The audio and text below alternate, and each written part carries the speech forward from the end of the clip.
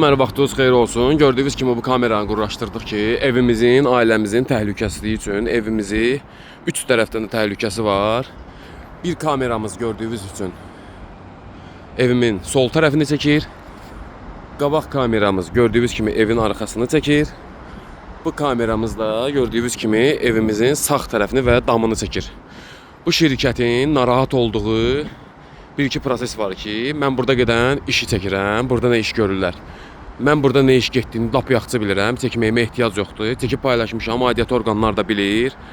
Buradan aidiyyəti orqanına təkrardan səslənirəm ki, burada 4 ailədən ibarət 12 nəfər ailə üzvlərim yaşayır.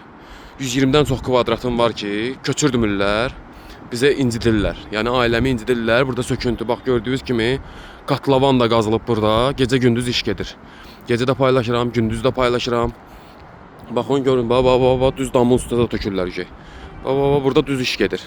Ağır texnika işləyir, evim sirkələnir, zədə görür. Aidiyyəti orqanlarımıza səslənirəm, cənab prezidentimizə səslənirəm, cənab baş nazirimizə səslənirəm. Artı dərəcədə biz vətəndaşlara kömək olsunlar.